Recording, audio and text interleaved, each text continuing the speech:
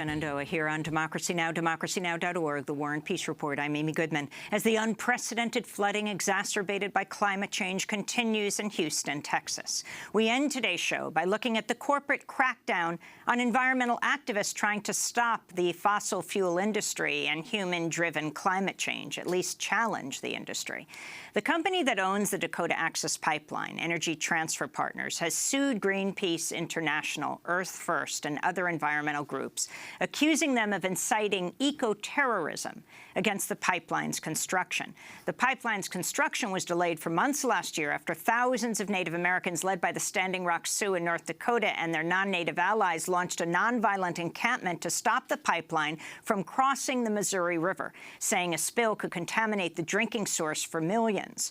Earlier this year, the Trump administration green-lighted both the Dakota Access Pipeline and the Keystone XL Pipeline.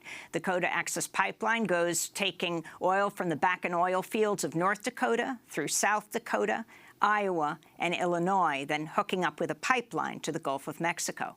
For more, we go to Washington, D.C., where we're joined by Annie Leonard, Executive Director of Greenpeace USA, and Tara Houska, National Campaigns Director for Honor the Earth. She's Ojibwe from the Cochicheng First Nation.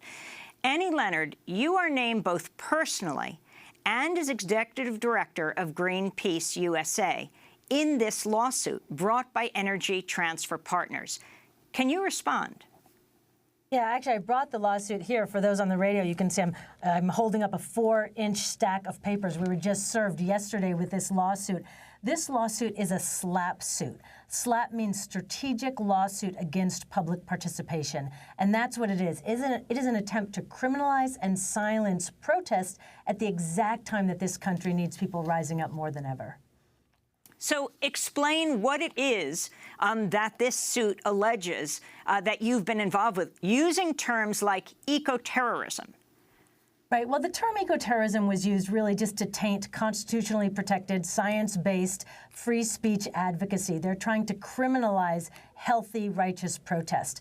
The suit alleges two specific charges. One is defamation, which is sort of lawyer speak for lying. They're saying that we lied to exaggerate the environmental and human rights impacts of the pipeline. The second one that is really ludicrous on so many levels is that they're claiming that Greenpeace was the head of a criminal enterprise that orchestrated all of this protest. And that's the RICO part of this lawsuit. But again, it's not really about the facts. It's not really about the law. If you read this massive document, the allegations are absolutely ludicrous. What it's about is trying to intimidate, silence, and chill protest. Right now, our government has stepped back from offering any kinds of protection for human rights and public health. And the fossil fuel industry thinks that they have just absolute free rein to go for it. The one thing in the way is public opposition. It's civil society, it's activism. And so they're trying to squelch that, not to punish us for Standing Rock, but also to squelch it moving forward. And that's just simply not going to happen. We are not going away. We will not be intimidated. We will not be silenced. The law firm that is representing Energy Transfer Partners is President Trump's, well, his former White House lawyer. Is that right? Right. It's President Trump's go-to law firm. And this is actually the second lawsuit that this firm, Kasowitz firm, has filed against Greenpeace in the last year. Last year, they filed a lawsuit on behalf of a large Canadian logging company called Resolute. It was a very similar lawsuit, accusing us of racketeering and all sorts of criminal activity. That lawsuit, we have a motion to dismiss that lawsuit. It's going to be heard October 10th in San Francisco. So if all goes well, that case will be dismissed, but then we still have this one to face. I wanted to bring Tara Houska into the conversation with Honor the Earth. Red Warrior Camp is also named in this lawsuit. Can you respond to the owner of the Dakota Access Pipeline suing the environmentalists who've been protesting for a year? I mean, you're basically seeing a corporate head that is seeking all of the allies and support mechanisms that were in place for the indigenous-led movement that happened at Standing Rock. You know, this was people showing up and deciding to give up potentially their freedoms and put themselves on the line to stop a pipeline that was going through the drinking water of the Standing Rock Sioux Reservation and all the people living along the Missouri River. To say that this is somehow some type of criminal operation, orchestrated by Greenpeace and all these folks who really didn't have a very large presence there. This was indigenous-led. These people were supporting what we were doing, not leading and, trying to manipulate us. I thought it was particularly disparaging and paternalistic that they basically characterized these organizations as misleading the tribes somehow and misleading the indigenous people. You are not named. No, I am not personally named. I thought it was actually very careful of them not to name any particular indigenous organization, even though the indigenous organizations were out in front of this. Instead they labeled Red Warrior Camp, which is interesting again because Energy Transfer Partners is the one who hired Tiger Swan and all of these counterintelligence operations in private security, whose main mission was to go in and infiltrate and cause, division within the indigenous organizations and indigenous peoples there. This has come out now in several Tiger Swan reports that have been issued by Intercept. And so, you're seeing them trying to, again, demonize and divide, indigenous movement organizing. Let's talk more about that. Turning to those reports by Tiger Swan, the private military contractor hired by Energy Transfer Partners to carry out extensive military-style counterterrorism efforts targeting the indigenous-led movement at Standing Rock.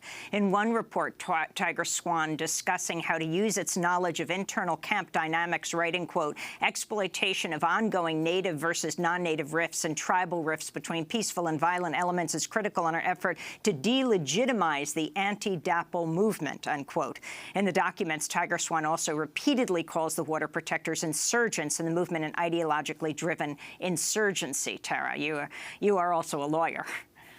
Yeah, no, and they refer to us as jihadists and, try to characterize us as somehow these radical people who are instead non-violently, peacefully trying to stop the construction of a pipeline. This is people walking in front of machines, people peacefully resisting, sitting down in the middle of the road, yet somehow, we had snipers training us around the clock, had helicopters overhead, attack dogs that you were there for, attack dogs being unleashed on men, women, and children. Trying to stop the destruction of a sacred site. This is like, you look at this and you think, okay, so you're the company that behaved very, very badly and you were caught. You were exposed to a large, large audience that typically a big oil would not be exposed to. And you are also exposed to a lot of banks now looking at this and saying, we don't want any part of this, and a movement that's now focusing on divestment and looking at these banks and saying, okay, pull your money out of this project, and they are. And, of course, we were there on Labor Day weekend a year ago. We filmed the dogs that were unleashed on the water protectors. And I should say that we also, while not named defendants in this case, are mentioned in the lawsuit. Now, Annie Leonard, this is a racketeering lawsuit. Very quickly, if you can talk about what that means. Right, that's the RICO lawsuit approach that this is a SLAPP suit is taking. Realize it is a SLAPP suit. The RICO racketeering is just a type of SLAPP suit, but it is still a lawsuit designed to squelch public advocacy. The racketeering is the part about us being the head of a criminal enterprise, where they say that Greenpeace orchestrated this entire criminal enterprise. If found correct, we could then potentially be liable for anything that anyone did on Standing Rock because the theory is that we orchestrated it. The response is number one, nothing that was done was criminal. It was nonviolent, it was science-based, it was values-led, it was peaceful. And the second thing, as my sister here said, is that this movement was indigenous-led. Greenpeace was very proud to stand up in support, in solidarity, but this was an indigenous-led movement, and it is false and really offensive to say that Greenpeace orchestrated this. We were not the leaders here. We were a strong ally, and we don't regret a bit of showing up there. Tara Housko, we just have a minute, but I wanted to ask you of Honor the Earth. We're having this conversation in the midst of what could be the greatest catastrophe this country has seen in the greater Houston area, the epicenter of the fossil fuel industry. Can you respond to the hurricane, now a tropical depression, and the massive devastation we're seeing on the Gulf Coast? We're seeing something that's, people have to acknowledge and step back and have a real conversation about climate change and our contribution to it. This is what happens. Severe storms, increased pressure towards our very existence. These are coastal states where we are at this is an epicenter of fossil fuel extraction and refining and all of that's happening down in that area. And now people have toxic water sitting in their front yards. We need to have a frank and open discussion about climate change and acknowledge the fact that we cannot engineer our way out of this. Well, I want to thank you both for being with us. Annie Leonard, who is the Executive Director of Greenpeace USA, who is named both personally and as Executive Director of Greenpeace in this lawsuit brought by Energy Transfer Partners that owns the Dakota Access Pipeline, and Tara Houska, Honor the Earth. In the last 10 seconds, Annie, how is this affecting your work?